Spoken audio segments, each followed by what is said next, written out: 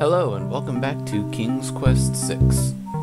So we're still in the underworld and getting ever closer to our ultimate goal. So let's see what we can find beyond this gate. The large wooden gate at the end of the path is closed.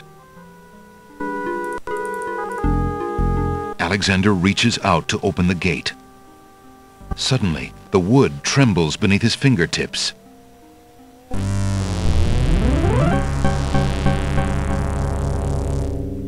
What touch has awakened my sleep?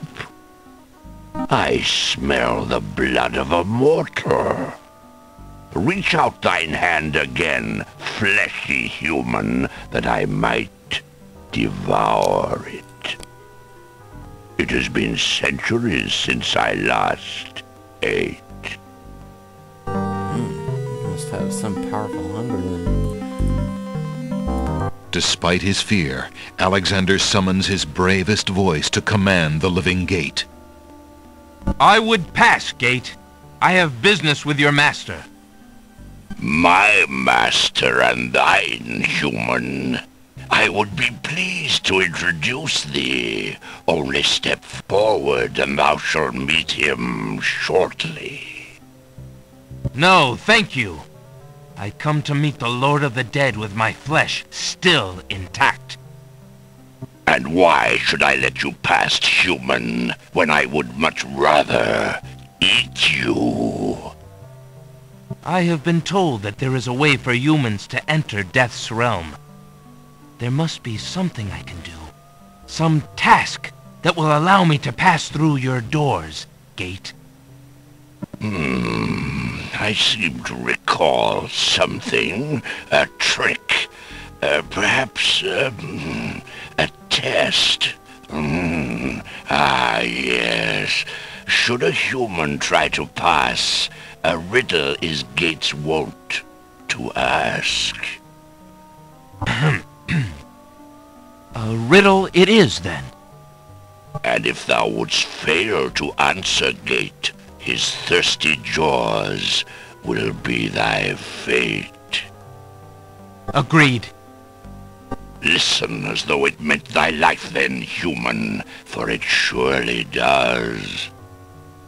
My first is foremost legally. My second circles outwardly. My third leads all in victory. My fourth twice ends a nominee. My whole is this gate's only key. My first is foremost legally. My second circles outwardly. My third leads all in victory. My fourth twice ends a nominee. My whole is this gate's only key. Not a really tough riddle, in my opinion, but hey, all the better for us, right? This is actually the same riddle that appears in the riddle book, even though we never actually see it in there, but we do see the answer in the riddle book, or rather in the paper from the spider's web that came from the riddle book. The answer is love. Rah! Thou traitor of the mortal plane! How didst thou guess love? That riddle should never have been solved. Love is unknown in this realm. Love cannot be banished, even from this place. There are spirits still pining of it on the surface above. Still less can it be banished from my heart. Enough! Burden me not with thy poetry. Pass through, and quickly, before I change my mind.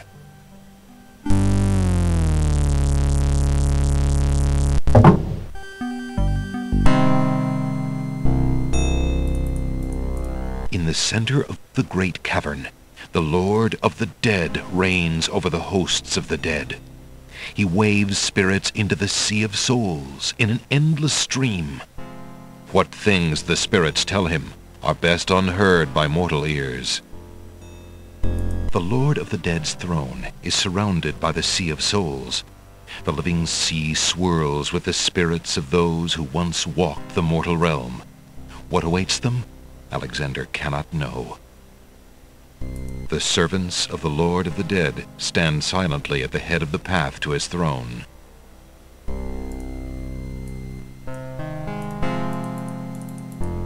Excuse me, I'd like an audience, please. The shrouded guards escort Alexander to the throne of the Lord of the Dead. Why have you entered my domain, still wearing your flesh? If you are so anxious for death, you might have found it easily enough in the land of the living. But since you are here, you are most welcome to stay.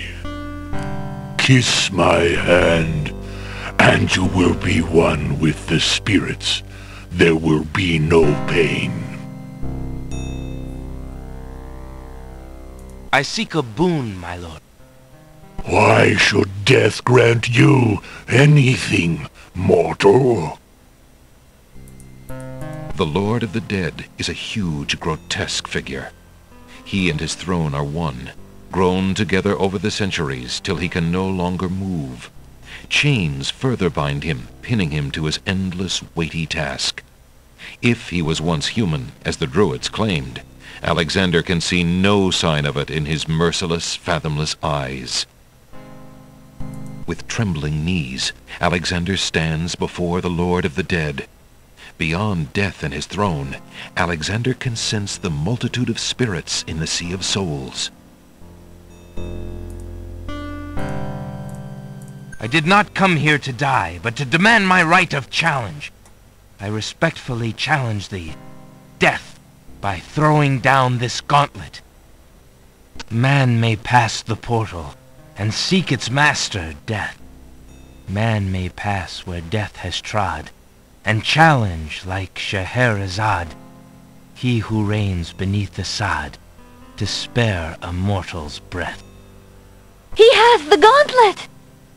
Impossible! He challenges death. Who are you to challenge death? A man of flesh is all I need to be, my lord. And what is it that you seek with this challenge? The soul of some dead maiden? I seek the souls of King Caliphim and Queen Ilaria of the land of the Green Isles. You would save 2 human souls and emerge alive from this realm yourself? That shall be a difficult challenge indeed. The tomb does not open its doors lightly.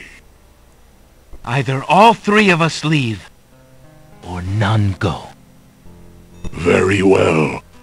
Then let me think of an appropriate task.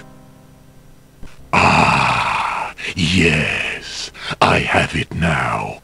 Your challenge is this. For thousands of years I have sat upon this throne. I have heard every sad tale that can be told by human lips. I have seen tragedies that ended empires, injustices that defy reason, love that would light the very stars turn cold and hard. I have seen torments that cannot possibly be borne, and yet must be, for centuries. This thing I have never done. I have never shed a tear. Make me cry, thou man of flesh. That is my challenge. Make death cry? Sooner could he turn sea to stone, Or fire to ice. Well, make death cry. Not an easy challenge. But, as I mentioned earlier, we have an object in our possession that brings out the truth in everything. And the truth of death is quite a sad existence indeed. If your existence has been all that you say it has, then truth alone shall be my sword. The mirror's surface swirls with darkness for a moment, then fills with images even blacker. Reflections of despair, of wailing souls, of shackles colder and more immutable than any forged by man, of a world of thirsts that can never be quenched. Alexander feels the mirror tremble in his grasp, and is glad that he cannot see its face. But the Lord of the Dead is transfixed to the mirror, to the screening of his life. Things long forgotten are once more uncovered. His enslavement to this throne while still a man, the years of watching misery and horror and growing ever more numb to it, the seep of his own humanity, the slow growth of a new thing altogether which became that which he is now. His is an existence that has no possibility of redemption, no end. The surrounding spirits draw away in pain. The truth is so sharp it stabs, so intense it sears. Take it away. Make it stop.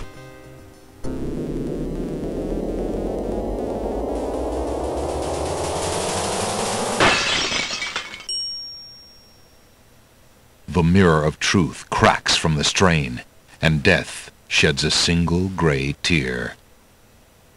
Truth is indeed a terrible thing. I have worn this mantle for so long, I had forgotten its dreadful weight. You shall take the souls and leave as I agreed. You have been granted to stay from this inevitable reality. I almost envy you. Find the souls he has claimed, and bring them to me. King Caliphim and Queen Alaria, I presume. Your hero has won you a few more years of mortality. May your souls be more prepared for their rest when you return. Thank you, my lord. I hope that they will. And you, man of flesh, my steed shall take the three of you back to the land of the living. Tell her where it is you wish to go.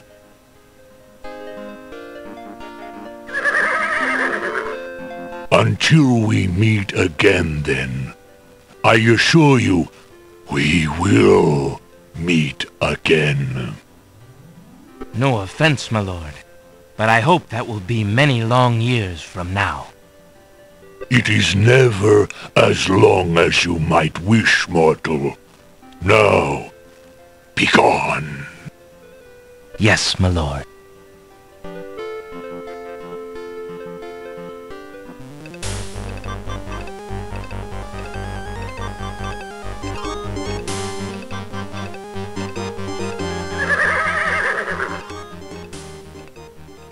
Are you coming, Majesty?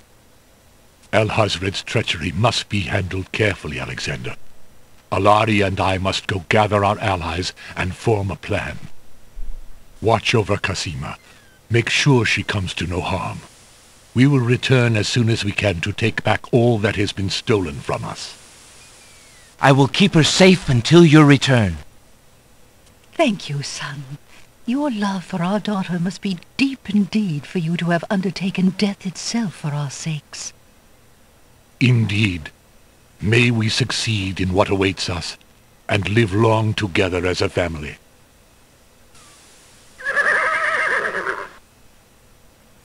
Alright. So we've rescued the king and queen. Sure, Alhazred won't be too pleased about that.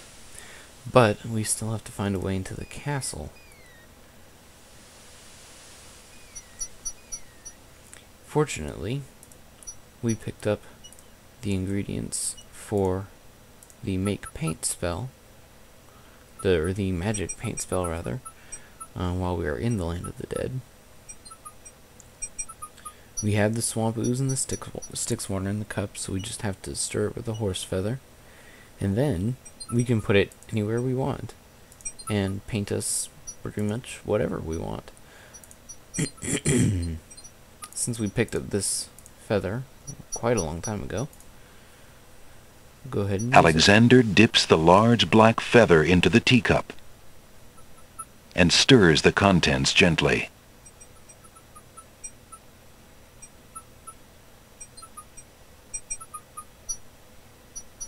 To his amazement, the jet-black color of the feather slowly drains from end to tip into the teacup.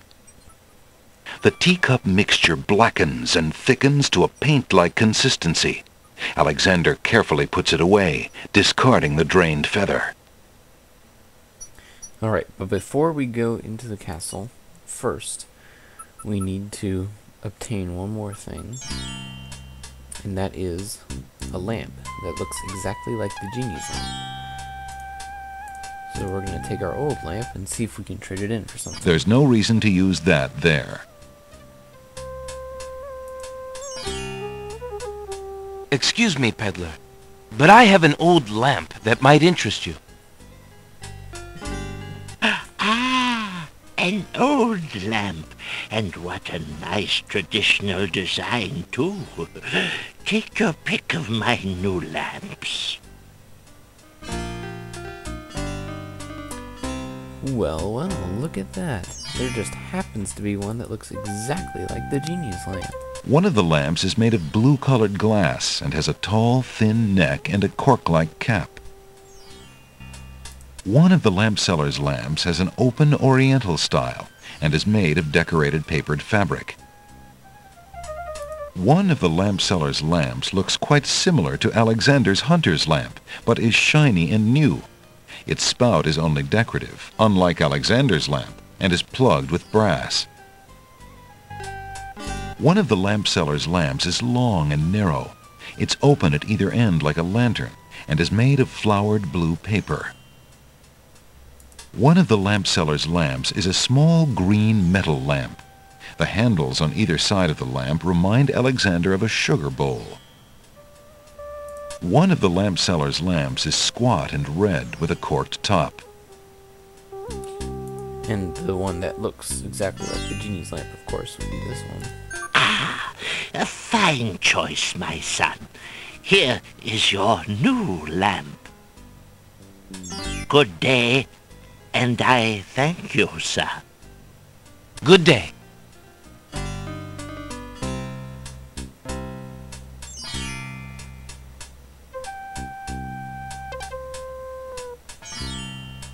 Drat! Another dud! Well, of course. I mean, who do you think would really just hand over a lamp that contains a genie? Alexander has obtained a new lamp made of blue-colored glass with a tall, thin neck and a cork-like cap. Alexander rubs the new lamp, but nothing happens.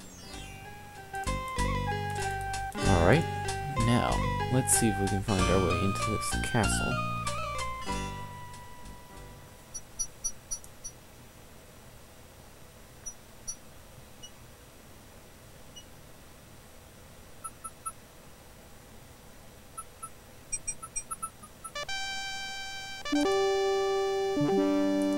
If you recall, we came over here a while back, and there's this lovely little blank wall just kind of sitting here. It's unfortunate that there's such a nice blank wall. We should really try to brighten it up a bit, I think. Feeling artistically inspired, Alexander decides to make use of the large blank castle wall.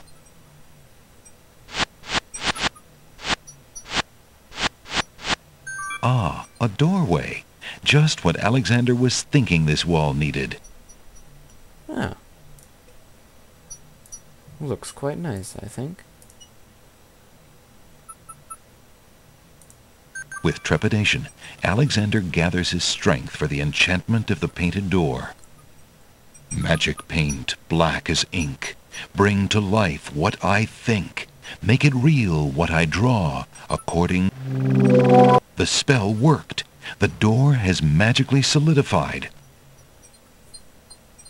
Not sure why they didn't record Alexander saying that incantation, but whatever. Eager to be inside the castle at last, Alexander opens the enchanted door and steps inside. The magic paint door fades back into the wall. So much for an easy exit. Well, that's unfortunate. The castle basement is cool after the heat of the day. The arched domed ceilings add to the sense of spaciousness in the wide corridors. On the east wall are 3 dungeon doors. This is the west basement hallway. 3 dungeon doors line the east wall of the hallway.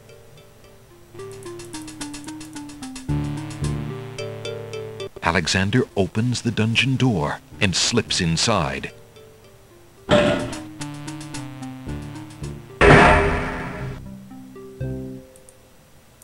A plain cot is the only furnishing in the stark dungeon cell.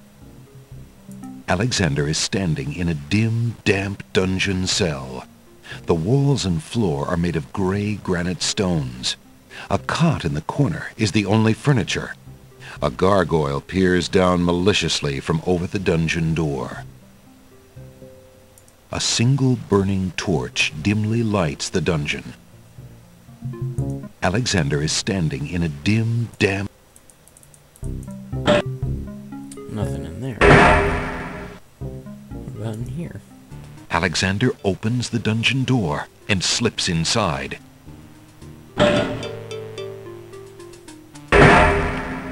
Mother? Mother, where are you? Oh. What have we here? A spirit weeps inconsolably on the cot. The spirit appears to be the ghost of a little boy. What's the matter, little boy? I'm lost. I can't find my mother. I don't know why she would just leave me here. I've been alone ever so long. Mother? Mother, where are you? I know where she is, and she's waiting for you. You must be the son of the spirit I met in the realm of the dead. She gave me this handkerchief and asked me to tell you that she's waiting for you there.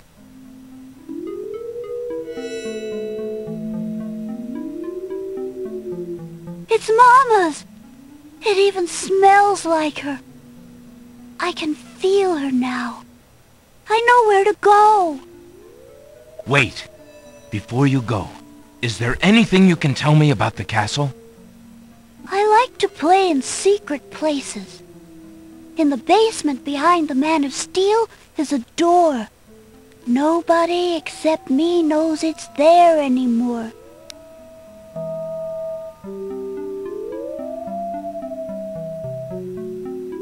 Farewell. Behind the Man of Steel? Superman's in King's Quest 6? A shackle comprised of a thick iron chain set into a heavy stone block protrudes from the wall. It is perhaps used with particularly difficult prisoners.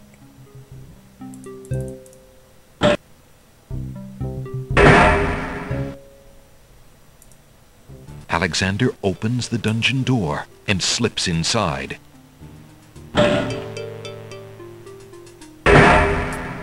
Nothing in here either. Alright, so what's this Man of Steel he was talking about? Aha! In the corner is a suit of armor of ancient design. Its right arm beckons slightly. Remembering what the little boy ghost said, Alexander experiments with the suit of armor. He pushes down, then pulls up on the knight's right arm. A secret passage.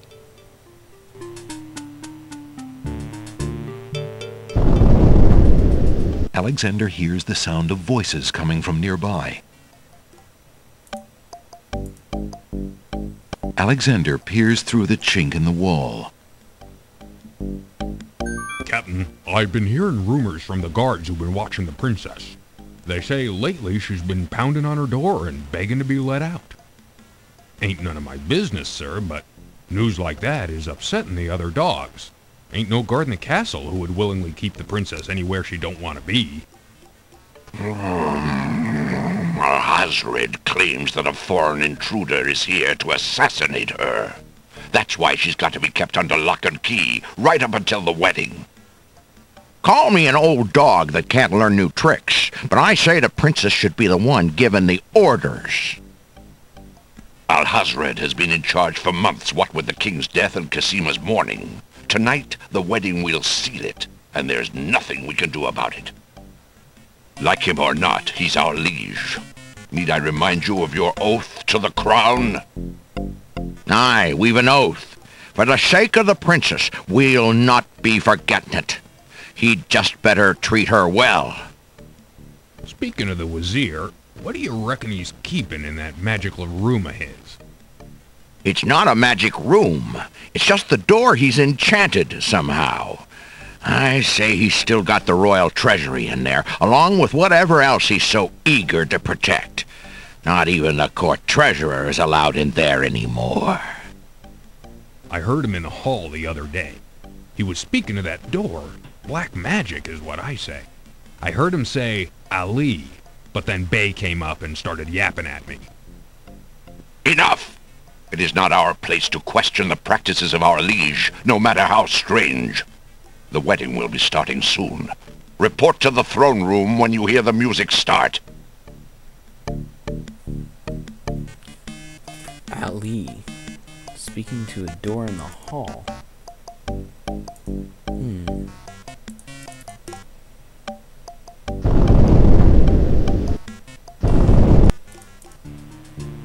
A closed door on the north wall bears a small brass plaque. The plaque reads, "Guard Room." Uh-oh. Well, let's not hang around that door. Alexander hears a door off the north hall open. Then, the sound of guard dog footsteps. The footsteps are headed this way. Uh-oh. Alexander opens the dungeon door and slips inside. Alexander hears the guard dog leave the basement. It seems he's safe enough for the moment.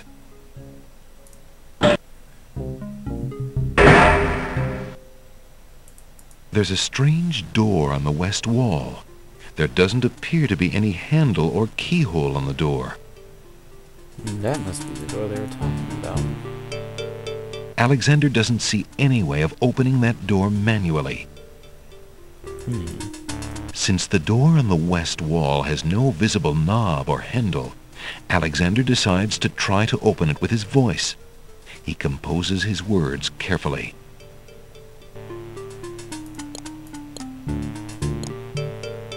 Having chosen his words, Alexander uses them to firmly address the door. The door does not respond. Well, there must be something more to it then. Well, we'll come back to that. First, we need to find Jalo. And since he wasn't anywhere upstairs, There's a door on the east wall. he's probably down here. Alexander decides to find out what's on the other side of that door.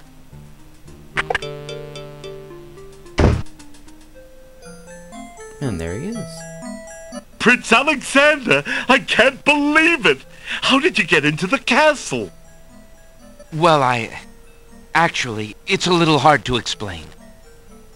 I bet. You run a terrible risk of being here, though.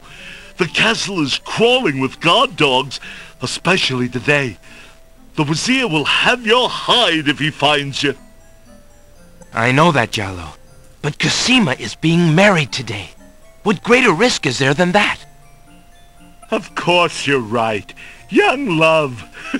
I forgot what heartburn it is. But what are you supposed to do about it? I've got to try to see her. Maybe even stop the wedding. Is that all? And here I thought you would try something dangerous. Oh. Don't worry about me, friend. Just tell me, where is Casima? As far as I know, she's still in her bedroom upstairs. You'd never make it up there, though. The guard dogs are everywhere, and they're very loyal to the crown. Unfortunately, right now the crown means Al-Hazred. If we had proof of something truly afoul, the guard dogs might listen. As it is, they're your enemies, not his. I understand. I've had no lack of enemies since I got here. In fact, you'd almost think I wasn't welcome. And they say princes have no sense of humor. Well, I can see there's no putting you off. For Casima's sake, I wish you luck. I'll be here if there's anything you need. Thanks, Jalo. Is there anything else you can do that will help me in the castle? I'm afraid not, Prince Alex. One will get past the guard dogs easier than two. Besides, I'm not much of a fighter. But if you intend to do as you've said, you should lose no time about it. The wedding will be starting before you know it. Alright, well, there is one more thing you can do. I've been thinking of what you said about swapping a replica for the genie's lamp. I got this lamp from the old lamp seller in town. Do you think it will pass? Why, yes! It's an exact replica. That's amazing. How did you guess? I suppose it was intuition. I'll have to wait for the right moment, mind you. But I should be able to get close enough to swap this for the real thing, and none shall be the wiser. Now you shall see Jalo's skill. I'm sure your hands are mightier than my sword, my clever friend. Go ahead and do as you've planned, and let me worry about swapping the lamp. If I accomplish the trickery, I'll manage to get the lamp to you somehow. You never fear. I have faith, Jalo. You are a true friend. Oh, shucks. I'd do anything for the princess.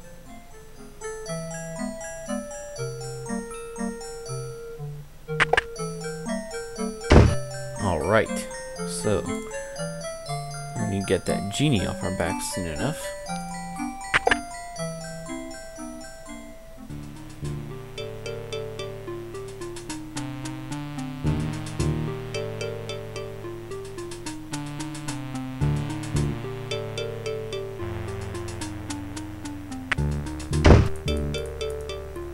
Let's continue to investigate the secret passageway then.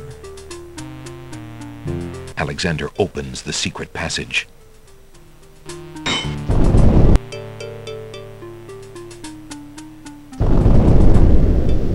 Guard dogs have already left, so let's head upstairs.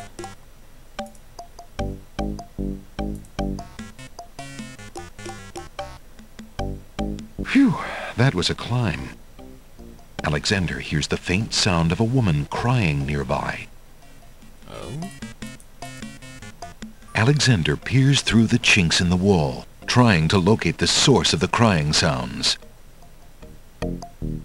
Alexander's palms begin to sweat, and his heart to race. It's Casima. He's found her. Psst! Princess Casima! What? Who's there? It is I, Alexander. I'm here behind this wall. My, how suave that sounds. Alexander?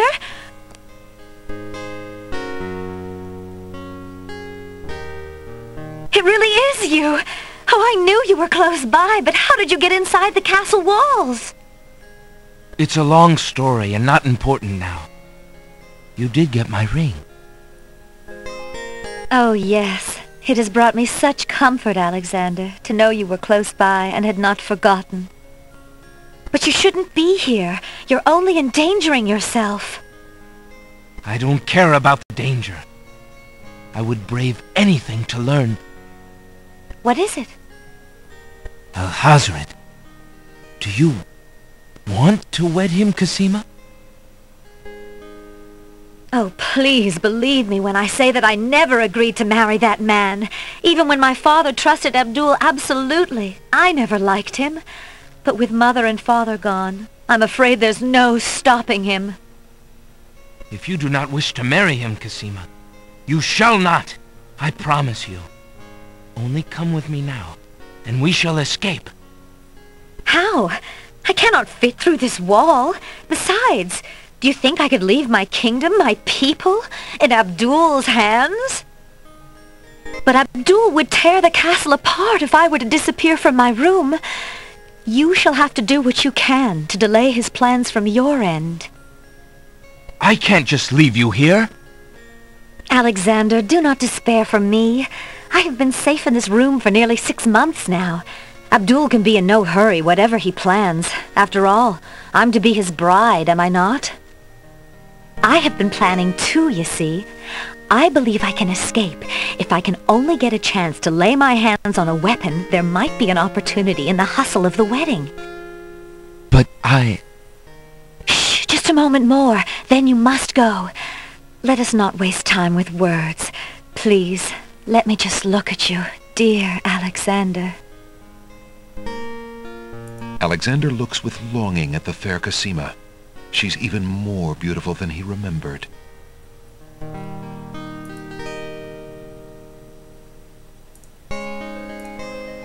Here, take this dagger. It's not much, but it might come in handy. Why, it's perfect. This is just the sort of thing I've been looking for. Thank you, Alexander. I'll keep it close and use it if I must.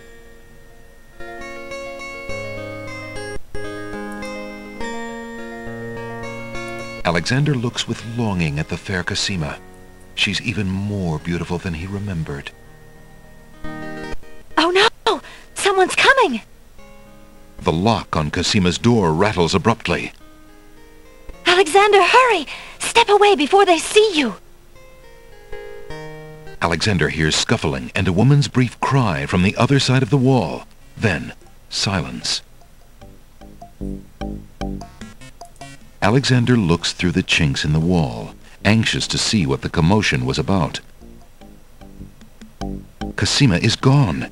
Where could they have taken her? How could he have let them take her?